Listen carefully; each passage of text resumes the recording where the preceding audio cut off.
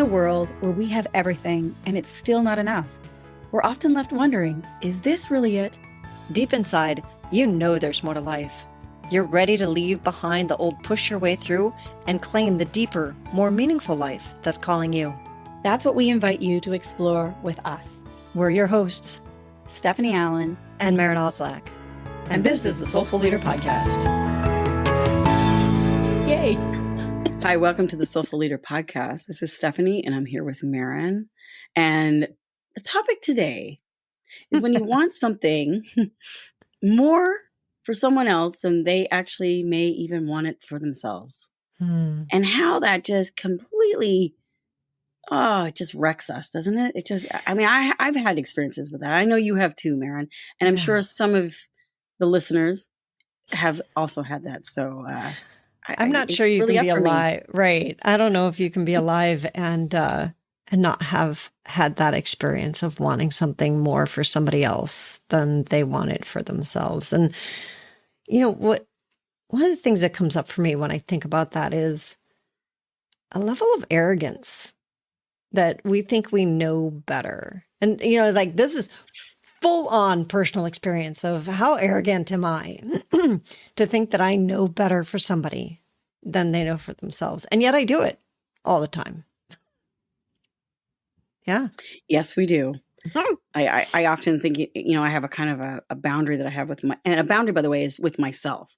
It's not so much with my clients, but I often will say, I cannot care more about someone's health and well-being more than they're willing to care about their own health and well-being. Because I know what's happened to me in the past. I become attached. And then I get really upset when they don't take the actions that I gave them, for God's sake, because I'm the be all and end all, right? Like I have all the arrogance. And, I haven't made space to really listen to where they are in their life and what their needs are. And even sometimes when I have made that space and they've said, hey, this is what I want, then I get all excited for it. And I think I must be their personal cheerleader to keep them over that finish line. And sometimes they're just having a moment to reflect. They might need to hear it themselves, and they're not even recruiting me to be that cheerleader. So I just, it's a really interesting thing. And I have clients of mine who will say, what they think is best for their child or what is best for their husband or their partner or whatever. And I'm like, oh, warning. This is going to be really uncomfortable for you. Because I've been there. Yeah. From a leadership perspective, when I was running my studio, I did that a lot with my team members, with people that I hired. And, I would get very invested in what they wanted.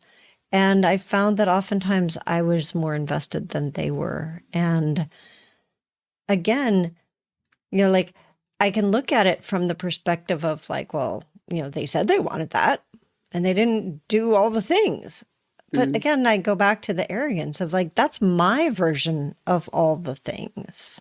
Like, I that saying of like walk a mile in somebody else's shoes. Yeah. And we can't truly do that because we don't know everything that somebody else has been through. And it's not my life. It's not my business. And it's not, it's their business. They have their own conversation with life, with spirit, with the one who sent them, whatever that means to each of those people. And it's not, that's not for me to determine for them. And, I did that a lot. And I loaned people money and ended up having to forgive loans because they just never were in a position to pay them back. And when I say I was invested, like literally money, heart, soul, the whole bit, like more than they were. Yeah. Personal cheerleader. Woo. You want that? Let's go for it. And now you can even hear it like, let's go for it. Not how can I support you and you going for it. Right. Yeah. Big difference. There's a great definition of codependency because I that word just completely always baffles me for the most. I'm like, what does that really mean? Am I codependent? I probably am if I'm asking that question. and I look at that and the definition from the 12-step programs are often, it's like a codependent is someone who actually is invested in someone else's well-being and is doing for them what they actually can do themselves. That is a codependent. And so you might be asking, so, well, if somebody doesn't have any money, why can't I lend them? Like you were saying, Maren, well, they don't have money to lend, to invest in the dream. Well, is that codependency? Well, it is if they're not showing up. If they're not participating in and showing up with it in the way that, and again, it becomes control. That's the whole codependency is actually control. It's like, when we give to someone, we're actually giving with conditions that they're going to change, or they're going to go for that dream, or they're going to, instead of just like backing off totally and saying, it's like that saying, I love that saying that says, you can teach a man, you can give a man a fish and he can eat for a day, or you can teach him how to fish and they'll eat for a lifetime. Right. And that's the difference. And I look at that as our soulful leadership is like, how do we back away from that codependency? How do we back away from that caring more about somebody else's well-being than they care about themselves? How do we back away from that and give them the space to actually find their own way? I have a story from when I was in college with my dad, and he did that to me. So I went to college, started out pre-med, which Dad was like, great. And my father paid for all of my college, which, what a blessing, right? Most people end up in debt coming out of college. And I knew that I was not going to be in debt coming out of college because Dad was paying for it. And then I decided that I was not doing pre-med, and I became an art major. And my father called me and said, you are not. I won't pay for your schooling then. And I said, that's fine. I'll get and so I applied for financial aid. Little did I know that they actually had to contact my parents in order for me to get financial aid. So I got this livid phone call from my father. You are not going on financial aid. And I was like, well, I'm either going on financial aid or you're going to pay for it and I'm going to be an artist. So one of the two is going to, it's like, there's that control, right? So both of us, neither of us was going to back down.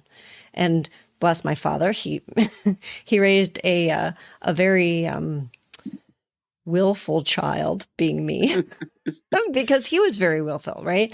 And so there's that codependency piece of he wanted to control what I did. And he had the power, right? Because he had the money. Wonder where I got that. Now I'm going to help people with money and then think I'm going to, Well, that's a good insight anyway. And I think that's all of us. We learn it and then we perpetuate it, don't we? Yeah, we do.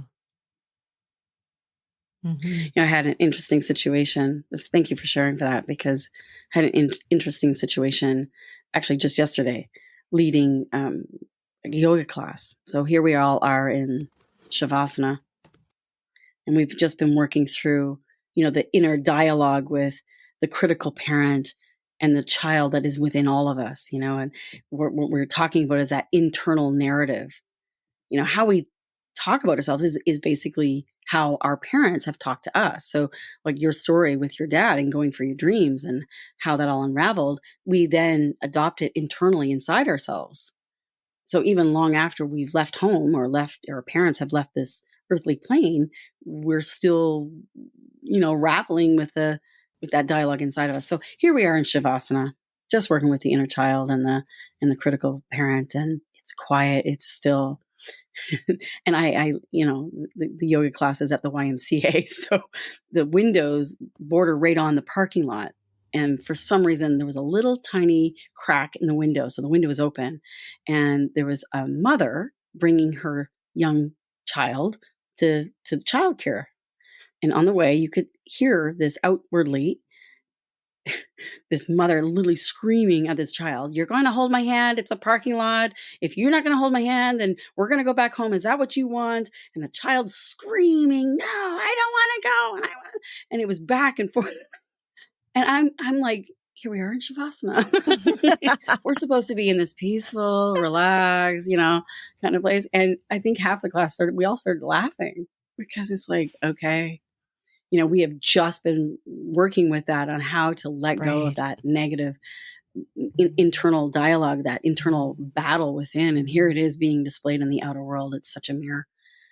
And when we're outside of it, when we're witnessing it, we can have a million different ways of approaching that situation. But when you're in it, you can't see it or hear it or feel it. And I think that's the key. And that's what I've started to learn for myself is like, what if when you're in that place of attachment with somebody else, the way you want them to be, or you are trying to do something for them and you're feeling just so torqued, if you can step outside of it for a moment and witness it. I tend to put myself and the other being on stage, and I pretend that I'm watching the whole thing, and then I redirect it. So yeah.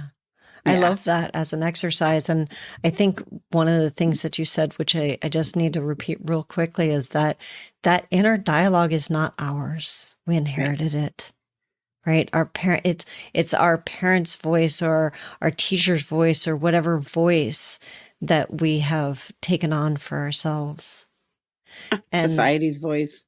Yeah. Everything we've ever learned, our voice that we've torqued it. It's the conditioning. It's not us. And so it allows us to be a little bit more graceful with ourselves when we realize that we are being torqued, or maybe we did something we didn't want to do, or we're trying to control somebody. It's like, or be controlled.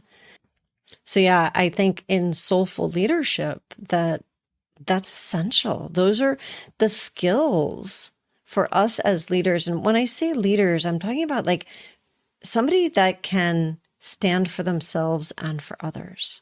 So it's also the internal leadership.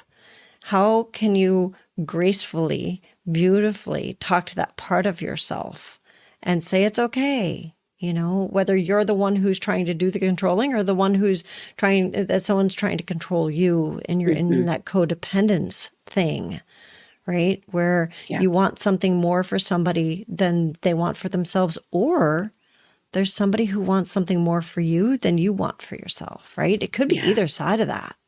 And I think there's a way of being kind about it instead of like, I think of like, you're doing this to me, or good, bad, right, wrong. I like to, my practice, and I offer this all to you all out there listening to, if you want to make the practice of putting yourself in the audience and watching it as a movie and not judging it, not making it right or wrong or good or bad, and just saying, I wonder if there was another way to kind of go through that scene again. Or I wonder, like you said, if you walk a mile in someone else's shoes, I wonder what might be going through their mind.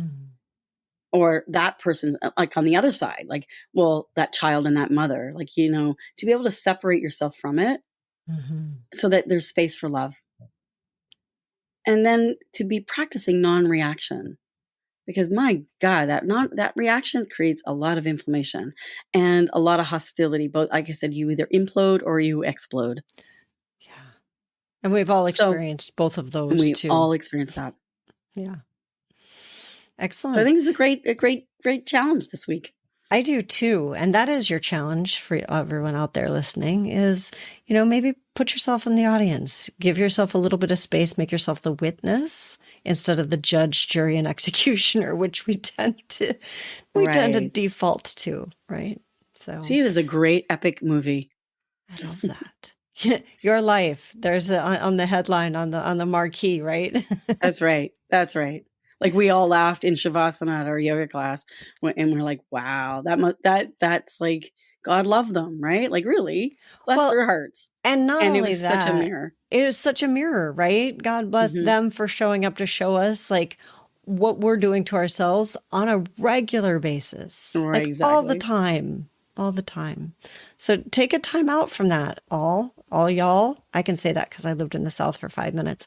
All y'all. Anyway, we will call it there and let you guys play with that this week. And please visit us on our Facebook page or our LinkedIn page, The Soulful Leaders, or contact us through our website, thesoulfulleaderpodcast.com. Visit us at tslp.life. We would love to hear from you. And we'll see you all next week on the Soulful Leader Podcast.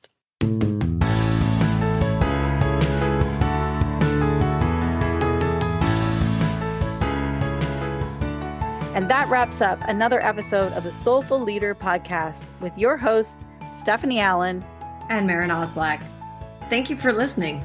If you'd like to dive deeper, head over to our website at thesoulfulleaderpodcast.com. Until next time.